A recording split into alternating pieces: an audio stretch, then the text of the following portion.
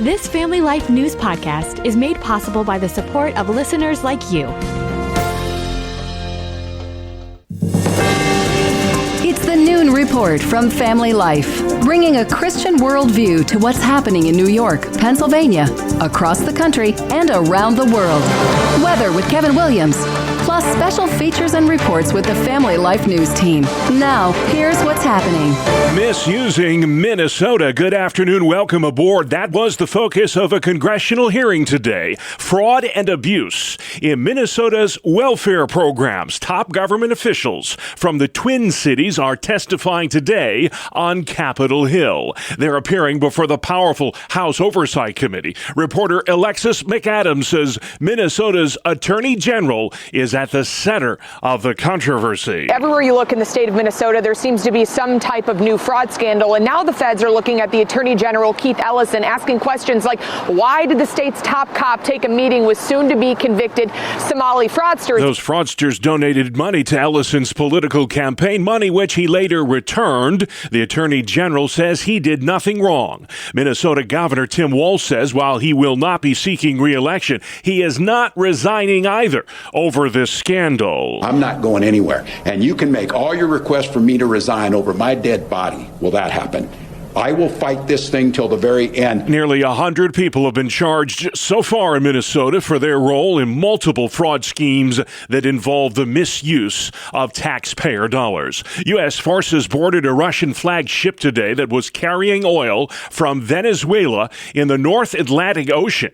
That seizure happened in the waters between Iceland and the British Isles. Apparently, our military had been following this ship for a couple of weeks. President Trump says the U.S. will take control of up to 50 million barrels of oil from Venezuela. This comes 5 days after the ouster of Venezuelan strongman Nicolas Maduro. Energy experts predict these latest developments could go a long way in re-energizing the Venezuelan economy. The fact that Venezuela could potentially be open for business again, that's a really big deal. Former U.S. Energy Secretary Dan Brouillette. The president opening this up again to U.S. refiners, I think is very big news. I think the U.S. consumers are going to benefit over the long run because of these decisions. The Trump administration says the oil in question will be sold at market price to benefit both Venezuela and the U.S. The White House is not ruling out military force to acquire Greenland.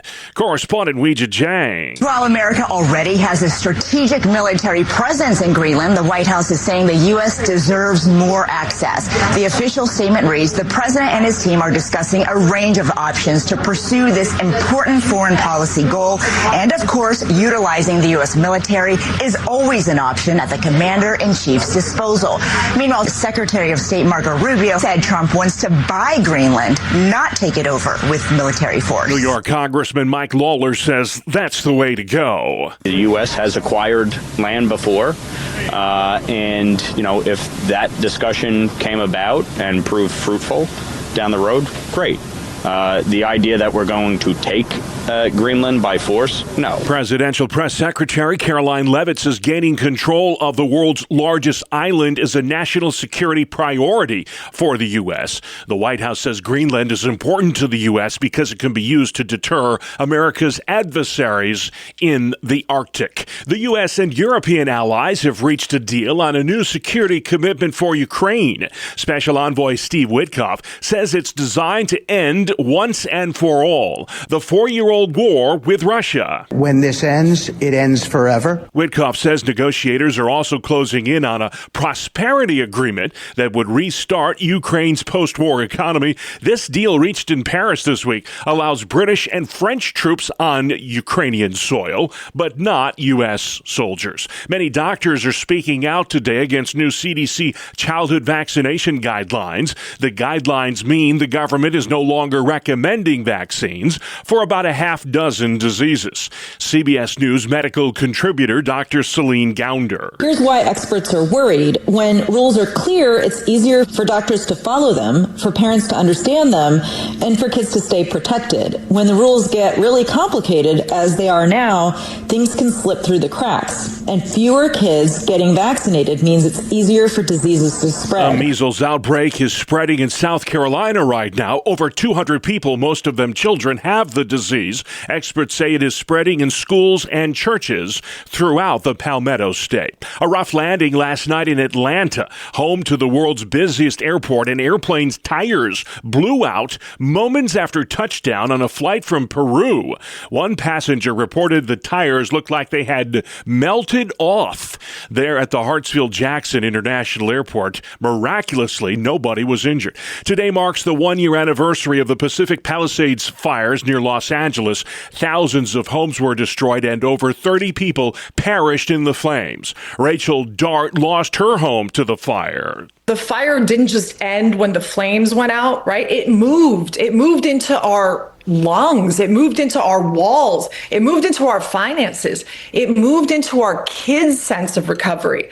It's become a second job for us on top of life. So families have been living with this constant whiplash. Is it safe yet? Can we go home? What are we breathing? What's in the air? What is insurance covering that? Those are the things I'm worried about. A 29-year-old Florida Uber driver will go on trial in April for allegedly starting one of the fires. He's facing nearly 50 years in prison. California's governor has ordered flags lowered to half staff today in honor of the fire victims. John Harbaugh, no longer coach of the Baltimore Ravens after 18 seasons, he has been fired.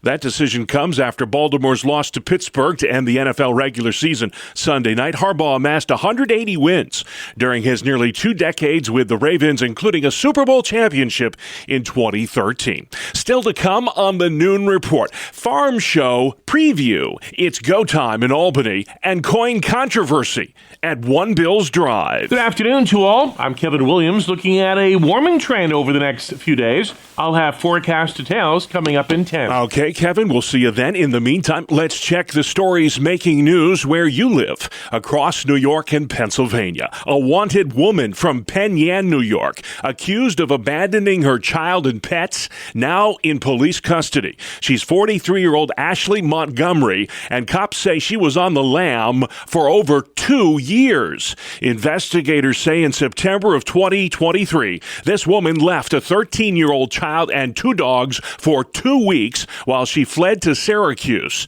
The child and pets were unharmed, but the home was condemned.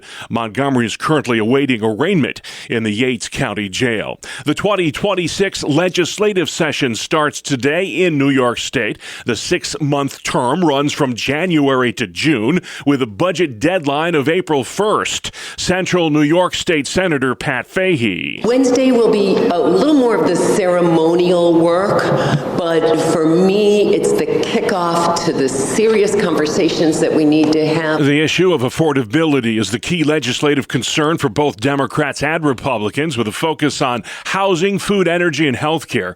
Governor Hochul will lay out her legislative wish list in her State of the State speech. That's set for next Tuesday. Pennsylvania State Senator Doug Mastriano wants fentanyl dealers to face a 25-year sentence whenever somebody dies from an overdose. We are not backing down. We are fighting for our communities and our families and for every Pennsylvanian who lost somebody they loved to this epidemic. Because behind every law we pass is a life that we're trying to save. His bill, named Tyler's Law, is named after 18-year-old Tyler Shannenfelter. The teenager suffered a fatal overdose after consuming what he thought was Percocet. Instead, the pills he took were laced with fentanyl. The Onondaga County, New York District Attorney's Office says it will not pursue criminal charges against a Syracuse charter school where a janitor died last year. Firefighters found high levels of carbon monoxide in the school building at the time. The janitor died of heart failure.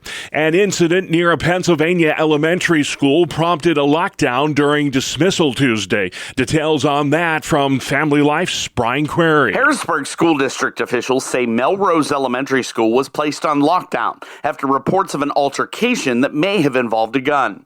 The incident did not start on school property, but moved near the school during dismissal. Out of an abundance of caution, students were brought back inside while Harrisburg police responded. Police later determined there was no threat and the lockdown was lifted. District officials say all of the students and staff are safe and the situation remains under investigation. Brian Query, Family Life News. Thank you, Brian. The 110th Pennsylvania Farm Show starts this weekend in Harrisburg. It is the largest indoor agricultural expo anywhere in America, covering some 24 acres. The farm show runs from January 10th to the 17th at the massive Farm Show complex. Up to 500,000 people are expected to attend this year. Buffalo Bills fans are frustrated over commemorative coins from the team's grand finale at Highmark Stadium. What's going on here?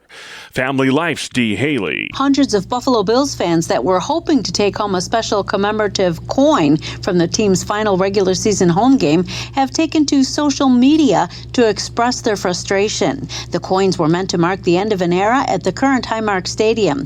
Many fans left the stadium disappointed after learning the giveaway had run out, and frustration grew after seeing coins being resold online for hundreds of dollars. WGRZ TV reports a spokesperson for the Bills says the team is currently discussing the issue. Dee Haley, Family Life News. Thank you very much, Dee. Let's pause next. Check out sports. It's the 2-minute drill on the Family Life Noon Report.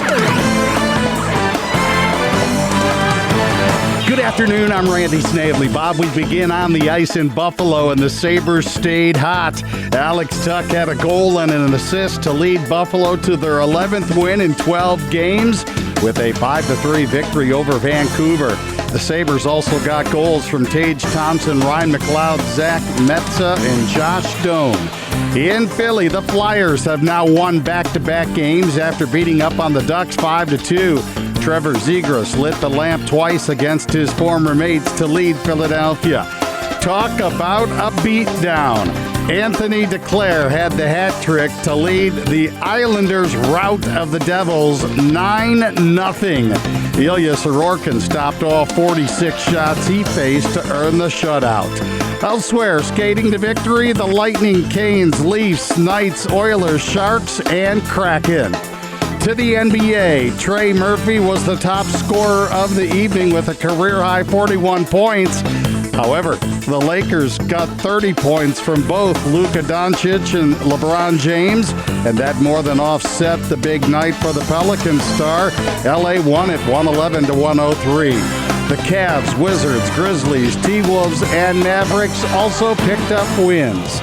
Not a football, and a move that totally shocked me, Bob.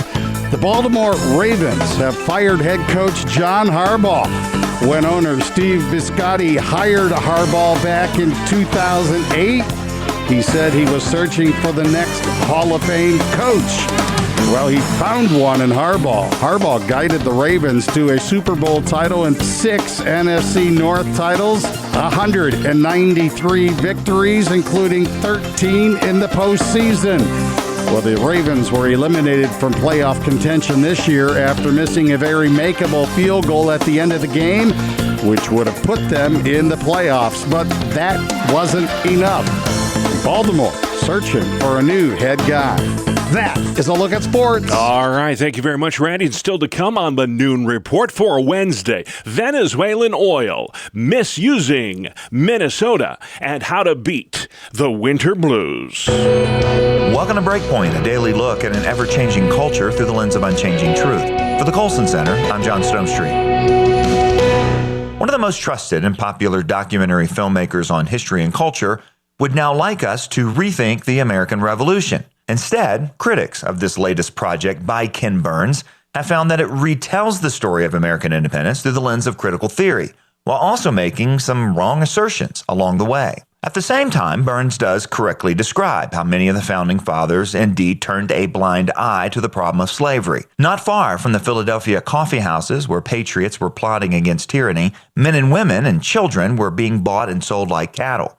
There was, however, one Founding Father who boldly opposed slavery, and in a new 4-part documentary series by author and historian Dr. Joseph LeConte, a more accurate version of the American story is told by describing the life and the work of Dr. Benjamin Rush.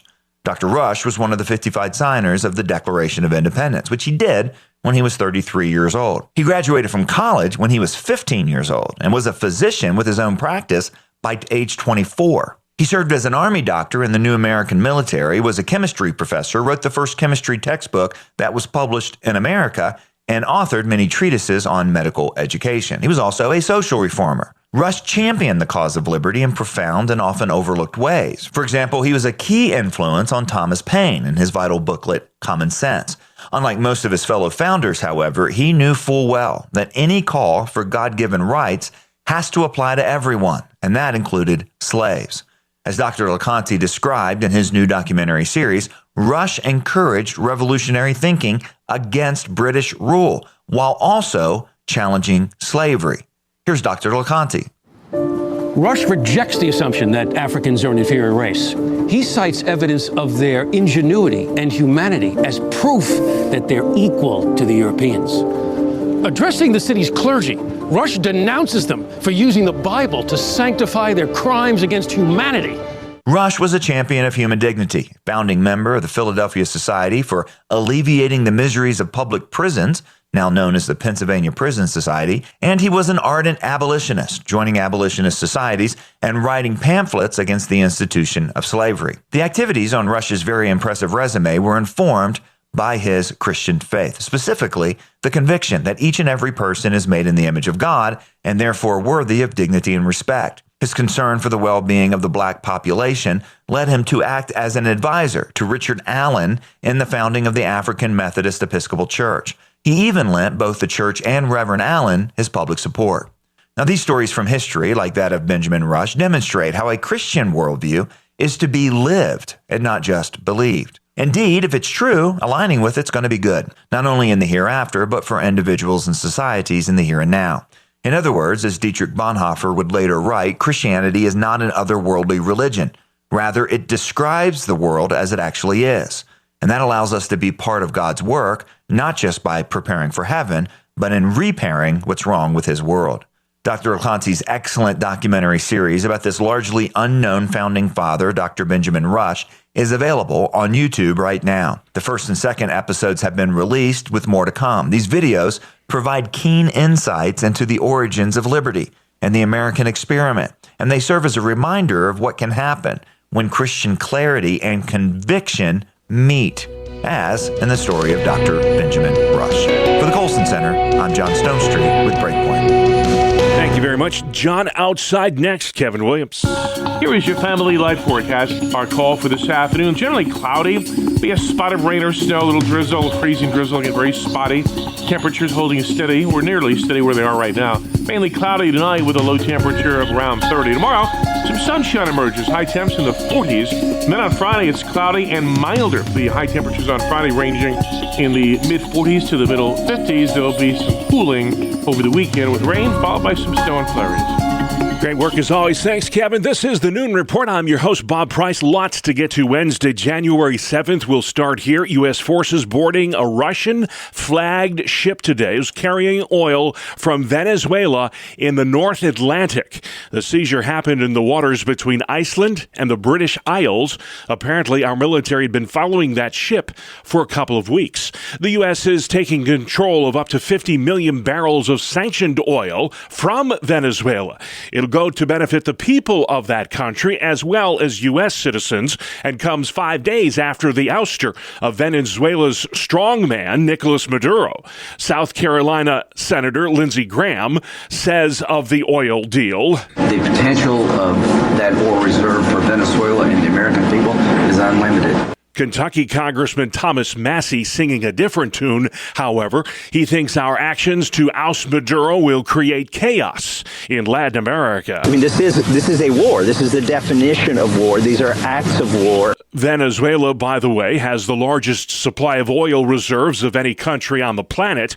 President Trump will meet Friday with the heads of petroleum giants Chevron, ExxonMobil, and ConocoPhillips at the White House. The White House says military action still on the table in the quest to acquire Greenland from Denmark. Secretary of State Marco Rubio told lawmakers President Trump plans to buy Greenland rather than invade it. The U.S. military has a base on the island. Vice President Vance visited it last year. Presidential spokeswoman Caroline Leavitt says Greenland is important to us because it can be used to deter America's adversaries in the Arctic. The Trump administration is freezing $10 billion in funding to 5 Democrat-led states, including New York. The Department of Health and Human Services says it is freezing billions in federal funding for social service programs in Minnesota, New York, Illinois, California, and Colorado. HHS says Democratic-led states and governors have been complicit in allowing massive amounts of fraud to occur under their watch. Correspondent Allison Keyes, Homeland Security Secretary Kristi Noem has launched her biggest crackdown yet on illegal immigration. She has deployed 2,000 ICE agents to Minneapolis. The American taxpayer is grateful that that resource allocation has been put here. We've never seen this kind of fraudulent and abuse of programs before in recent history. Minneapolis, of course, is home to a large number of Somali Americans. The state of Minnesota currently caught up in a massive fraud scheme involving Somali nationals and the alleged misuse of taxpayer dollars meant for social service programs. Several Minnesota officials are testifying today at a congressional hearing. President Trump rallied the troops at the Trump Kennedy Center in Washington yesterday. He told a crowd of GOP lawmakers that it is imperative the Republican Party maintain control of Congress this year. You got to win the midterms, because if we don't win the midterms, they'll find a reason to impeach me. I'll get impeached. All 435 House seats and 33 Senate seats are up for grabs in November. A school resource officer in Uvalde, Texas, is facing jail time for his response to the shooting at Robb Elementary School 4 years ago. Reporter Jason Allen has the latest on the trial of Adrian Gonzalez. Gonzalez faces 29 counts of abandoning or endangering a child. He's pleaded not guilty to those charges. He's one of 2 officers from that day who are facing criminal charges for their actions out of nearly 400 who responded to that school. The May 24th, 2022 shooting left 21 dead, including 19 fourth graders and 2 teachers. It took police 77 minutes from the time they arrived at the school to when they put the shooter down. It was 1 year ago today that the Pacific Palisades fire began in Southern California. Thousands of homes were lost. Over 30 people died. One of the fires was started by a faulty electric line. The second's believed to have been an act of arson. An Uber driver from Florida goes on trial in April. Today marks the start of the 2026 New York State legislative session. For us, affordability is going to be the number one issue. Business Council of New York State Executive Vice President Paul Zuber says lawmakers have their work cut out for them. Everything is too expensive, from childcare, health care to insurance, and New Yorkers want relief. That's Kate Lisa with Spectrum News. The 6-month legislative term lasts from January to June with a budget deadline of April 1st. Governor Hochul will announce her legislative priorities in her State of the State speech next week. The eldest son of former President Ronald Reagan has died. Michael Reagan passed away in L.A. this week at the age of 80. He was one of 5 Reagan children. Reagan was active in conservative politics, just like his father, and hosted a nationally syndicated radio talk show. A rough landing in Atlanta last night, home to the world's busiest airport. A plane's tires exploded on landing following a flight from Peru. Got an emergency on the other side of the airport. Someone just blew all their tires landing. The FAA says the plane, a LATAM Airlines flight from Lima, Peru, landed safely. All of your real tires are blown. I believe the only ones still in good shape are the front ones. But it was a scary moment for passengers on board. We were landing fine, and then it's like it sounded like or felt like the wheels had popped. Images from the runway show the plane's mangled tires. Mechanics inspected the plane and stabilized the landing gear. There were no reported injuries, and in a statement, LATAM Airlines says all passengers and crew were disembarked without incident. One passenger saying the hard landing broke a bathroom door and shook loose what appeared to be insulation from the plane's ceiling. Now, those on board thankful for the crew's response and the safe arrival in Atlanta. Correspondent Tom Costello reporting. Nick Reiner being arraigned today on 2 counts of first-degree murder in Los Angeles. Cops say he stabbed to death his famous father, Hollywood director Rob Reiner, and his wife Michelle in their home last month. Legal analyst Jessica Levinson. We can expect that mental health issues will play a huge role in the case against Nick Reiner. A threshold question will likely be whether or not Nick Reiner is in fact competent to stand trial. Even if he is, a jury could still find him not guilty by reason of insanity. Nick and Rob Reiner got into a heated argument the night before the double homicide at a Christmas party hosted by late-night funny man Conan O'Brien. Well, here's another reason to stay away from processed food. A study in France found that people who consumed high levels of foods and beverages containing common preservatives had as much as a 49% greater chance of being diagnosed with diabetes. Researchers say consumers should try to eat more fresh, minimally processed foods. That's Michael George in Washington. This is the Noon Report, a midweek edition on Family Life. Welcome back to another edition of Real Answers, a regular Wednesday feature here on the Family Life Noon Report, where we discuss the issues that matter to families with licensed mental health counselor Christopher Anderson. Chris, welcome back. Thank you, Mark. Good to be here. A frosty welcome back to you. It's here we are in January, and it's smack dab in the middle of the winter blues. Let this winter pass on by. You know, Christmas in the rearview mirror. The driveway is encrusted in ice and snow in a lot of cases, and it's cold and it's nasty, and what are we to do? That's right. And it's Christmas and the holidays are in the rearview mirror, and now we've kind of entered that period of time when most people, I should say, have taken down their lights, and it's not quite as bright and cheery out in the streets as it was even 1 month ago. So we're definitely into the I don't know, it's not really a dog days of winter. What's the opposite of the dog days of summer? We're in the middle of it now, aren't we? So, I mean, we've actually, in more recent times, we've heard some more proper terms put to some of this, such as SAD, seasonal affective disorder. So speak to that a little bit, if you would. Yeah, the reduced light, natural daylight that we have in these parts here in the wintertime definitely has an impact on people. Over the course of, we'll say, the past 20 years, it's become more evident. And they've actually, like you just alluded to, has given it an actual disorder name, seasonal affective disorder. And I would say to some degree, most people are probably impacted by it, or, to one degree or another. You do have folks that really enjoy wintertime, and then, believe it or not, Mark, there's actually a subset of folks that have seasonal affective disorder in the summertime. I'm married to one.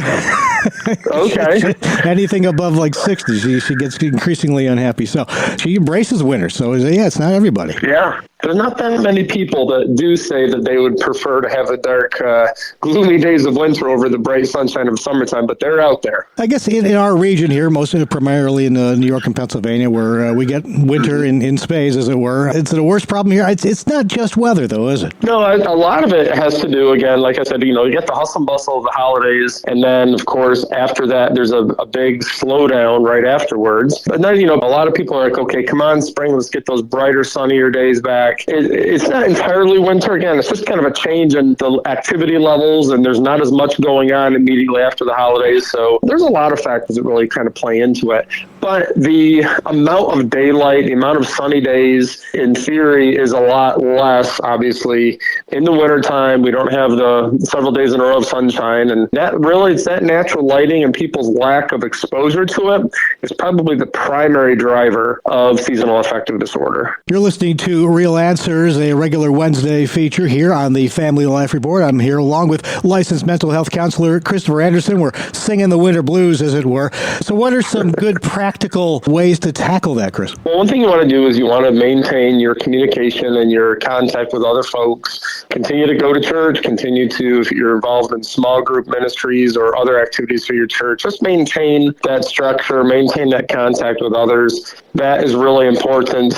You don't want to, you don't want to isolate. If you do have a hard time with some seasonal depression, you definitely don't want to isolate and keep yourself away from others. Maintain your activity level, maintain your daily routine, caffeine, because that right there is very important. That keeps you going. And then also, if you can get outside, try to get out and get some of that natural sunlight reflecting off the snow into your face. They say even as little as 15 minutes can have a noticeable impact on your mood levels. Getting that fresh air as well. We tend to stay inside, and stagnant air can also not be the healthiest thing in the world. So get outside, get some fresh air, and also exercise. If you belong to a gym or otherwise you like to put on the cross-country skis, the snowshoes, or just walk up and down your road a few times just to keep your activity levels up, those are things that are all going to make a big difference. Just find a way to embrace it one way or the other. Absolutely. Absolutely. All right, Chris, thank you very much. You've been listening to Real Answers, a Wednesday feature of the Family Life Noon Report, where we discuss the issues important to families with licensed mental health counselor Christopher Anderson. Thanks again, Chris, and stay warm. My pleasure. Absolutely. You too, Mark. All right, great discussion, guys. Thank you. You can download all our Real Answers podcasts, by the way, online anytime.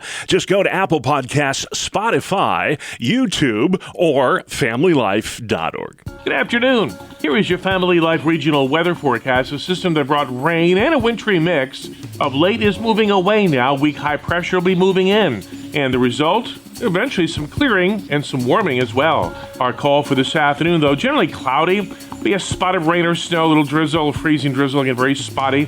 Temperatures holding steady, or nearly steady where they are right now. Mainly cloudy tonight with a low temperature of around 30. Tomorrow, some sunshine emerges, high temps in the 40s. And then on Friday, it's cloudy and milder. The high temperatures on Friday ranging in the mid-40s to the middle 50s. There'll be some cooling over the weekend with rain, followed by some snow and flurries. All right, great work. Thank you, Kevin. Finally from us today at noon, a study out shows once again more people are moving to Texas than any other state. That's according to U-Haul, which releases data on the number of one-way moves in every state in the country. The Lone Star State was number one for 2025, followed by Florida, North Carolina, Tennessee, and South Carolina. The top 5 states people are moving out of are California, Illinois, New Jersey, Massachusetts, and New York. And that's our world, the world we live in. Wednesday, January 7th. I'm Bob Price, Family Life News. You've been listening to the Noon Report, heard weekdays on Family Life. Thank you for listening.